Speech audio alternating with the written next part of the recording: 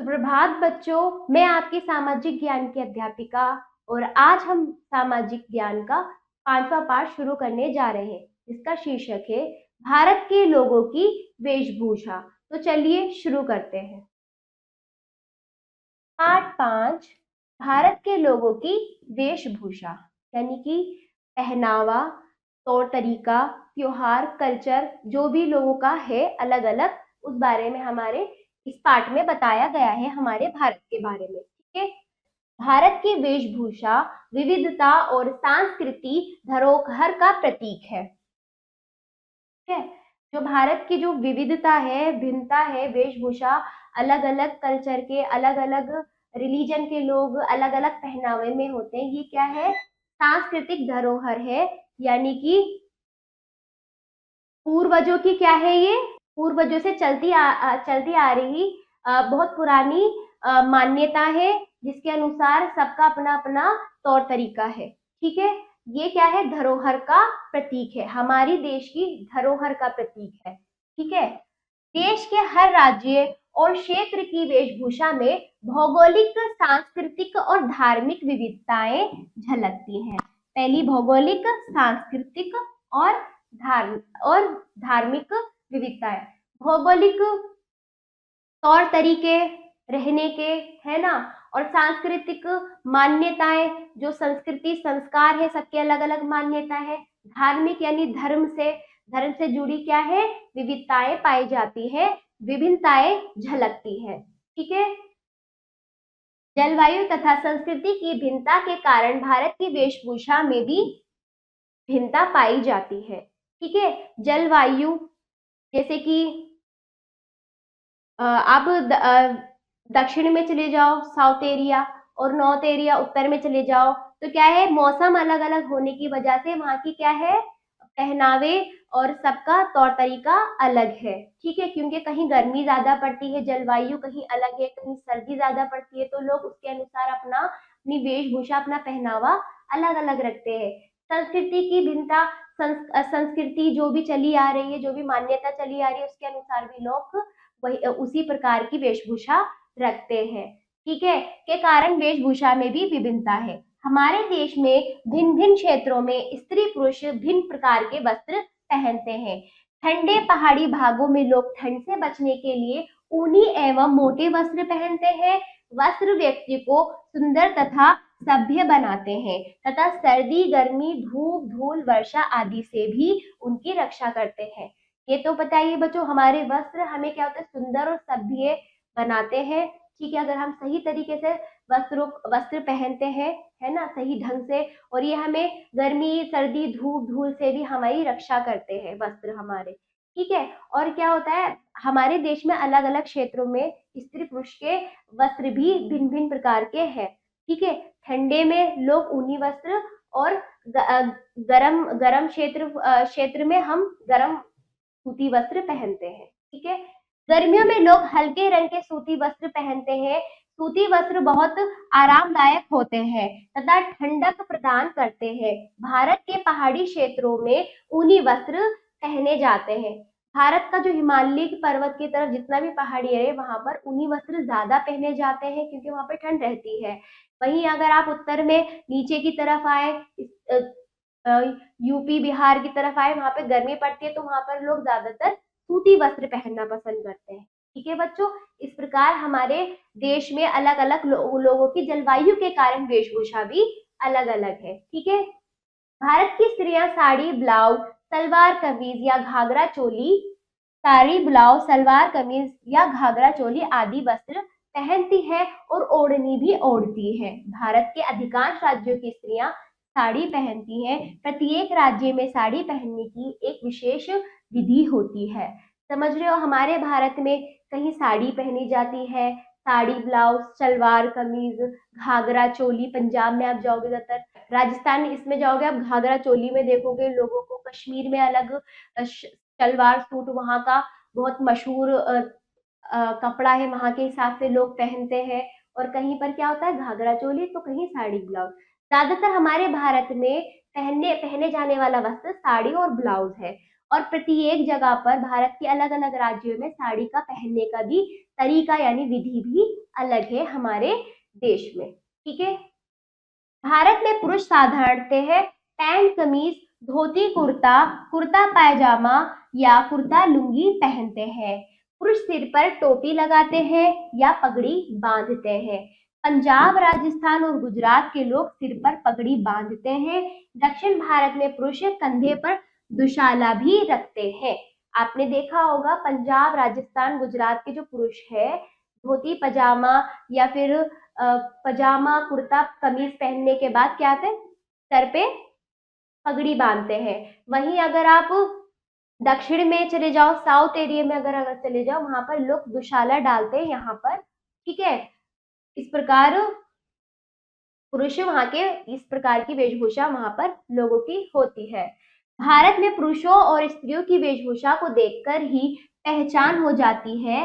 महाराष्ट्र की स्त्रियां विशेष प्रकार से साड़ी पहनती हैं। संपूर्ण दक्षिण भारत में साड़ी सादे ढंग से बांधी जाती है। समझ रहे हो। भारत में यदि किसी पुरुष स्त्री के पहनावे को देखा जाए तो हमें पता चल जाता है कि वो किस राज्य से है, क्योंकि हर एक राज्य का अपना एक तरीका है वेशभूषा का। उसी प्रकार साड़ी जो महाराष्ट्र की स्त्रियां साड़ी बहुत विशेष तरीके से, बहुत अलग अलग तरीके से बांधती है। वहीं दक्षिण भारत में साड़ी बहुत सादे ढंग से बांधी जाती है। आजादी से पूर्व पूरे देश में अधिकतर पुरुषों की वेशभूषा धोती कुर्ता थी। ठीक है। आजादी से, जब हमारा देश आजाद नहीं हुआ था उससे पहले क्या जाता, लोग क्या पहनते थे, वेशभूषा जो पुरुषों के जो पहनावे थे धोती कुर्ता थी। आजकल नगरों में पूर्ण रूप से और ग्रामों में भी कुछ हद तक पैंट कमीज पहनी जाती है। विवाह और अन्य विशेष अवसरों पर विशेष वस्त्रों का प्रयोग किया जाता है। समझ रहे हो बच्चों। आजकल जो नगर है, अब जैसे कि भारत आजाद हो चुका है, भारत बहुत आगे बढ़ रहा है, लोगों की सोच भी बढ़ रही है, उस प्रकार लोगों की वेशभूषा भी अलग बदलती जा रही है, परिवर्तित हो जा रही है। गांवों में, शहरों में, ठीक है, पैंट कमीज पहनी जाने लगी है। ठीक है। ज्यादातर बाहर का हम कल्चर अपना रहे हैं, बाहर की संस्कृति अपना रहे हैं ना। तो इस प्रकार विवाह और अन्य विशेष अवसरों पे भी वस्त्रों का प्रयोग बहुत अलग तरीके से होता जा रहा है, और भी तरीके से कपड़े पहने जा रहे हैं। ठीक है। इस प्रकार ये भारत की जलवायु और उसकी वेशभूषा के लिए ये पाठ हमने पढ़ा और समझा। आगे बढ़ते हैं। हमने अब तक क्या समझा बच्चों, हम फिर से देखते हैं। भारत की वेशभूषा न केवल कला और सौंदर्य का प्रतीक है, बल्कि हमारे देश की बहुरंगी संस्कृति, इतिहास और जीवन शैली का भी प्रतिनिधित्व करती है। अलग अलग राज्यों में अलग अलग पोशाक पहनी जाती है। ठीक है। भारत की जो वेशभूषा है सिर्फ कला और सुंदरता का वो नहीं है, प्रतीक नहीं है कि हम सिर्फ अपनी सुंदरता के लिए वेशभूषा पहनते हैं, बल्कि ये हमारे देश का, हमारे देश को रंगीन बनाती है, बहुरंगी संस्कृति दिखाती है, इतिहास और जीवन शैली का भी प्रतिनिधित्व करती है। क्योंकि जो हमारी वेशभूषा है वो हमारे पूर्वजों से चली आ रही क्या है, एक तौर तरीके हैं जो हम अब तक अपनाए हुए हैं। उन्हीं संस्कृति, उन्हीं संस्कारों के अनुसार हम वेशभूषा धारण करते हैं। ये हमारे पूर्वजों की धरोहर को भी दिखाता है। ठीक है। अलग अलग राज्यों में अलग अलग पोशाक यानी कपड़े पहने जाते हैं। ठीक है बच्चों, ये हमने अच्छे से इस पाठ में समझ लिया है। अब हम करते हैं अभ्यास। अभ्यास कार्य, सही विकल्प पर सही का चिन्ह लगाइए। पहला का देखिए, भारत में पैंट कमीज पहनते हैं कौन, पुरुष। ठीक है। दूसरा, दक्षिण भारत में साड़ी पहनी जाती है, किस प्रकार, सादे ढंग से। तीसरा, सूती वस्त्र बहुत डैश होते हैं, क्या होते हैं, आरामदायक। चौथा देखिए, पहाड़ी भागों में लोग डैश से बचने के लिए ऊनी तथा मोटे कपड़े पहनते हैं, किससे बचने के लिए, सर्दी से बचने के लिए। ठीक है बच्चों। फिर आगे दूसरा अभ्यास देखते हैं, रिक्त स्थानों की पूर्ति कीजिए। सूती वस्त्र बहुत डैश होते, क्या होते हैं, आरामदायक।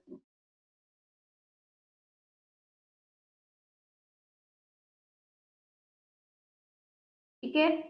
दूसरा, भारत के अधिकांश राज्यों की स्त्रियां डैश पहनती है, क्या पहनती है, साड़ी।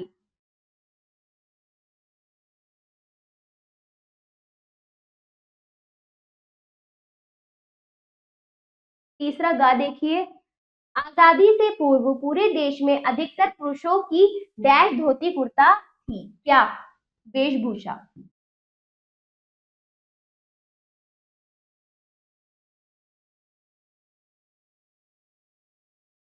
ठीक है।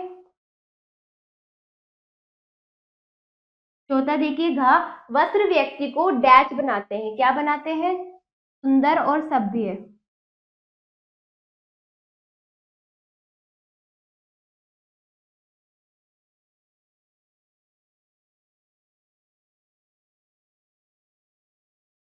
ठीक है बच्चों, अब तीसरा अभ्यास देखिए, सही वाक्यों के सामने सही तथा गलत वाक्यों के सामने गलत का चिन्ह लगाइए। पहला देखिए, लोग गर्मियों में हल्के रंग के वस्त्र पहनते हैं, सही। दूसरा, पंजाब राजस्थान और गुजरात के लोग सिर पर पगड़ी बांधते हैं, सही। तीसरा देखिए, ग दक्षिण भारत में लोग कंधे पर दुशाला डालते हैं, सही। चौथा देखिए, विवाह और अन्य अवसरों पर साधारण वस्त्रों का प्रयोग किया जाता है, गलत। पांचवा देखिए, भारत की सभी स्त्रियां पैंट कमीज पहनती हैं, गलत। ठीक है, अब आगे आ जाइए। अभ्यास 4, निम्नलिखित प्रश्नों के उत्तर लिखिए। पहला देखिए, हमें वस्त्रों की आवश्यकता क्यों है। दूसरा, गर्मियों में लोग कैसे वस्त्र पहनते हैं। हाँ देखिए, भारत के पुरुषों तथा स्त्रियों की वेशभूषा को देखकर क्या पता लगाया जा सकता है।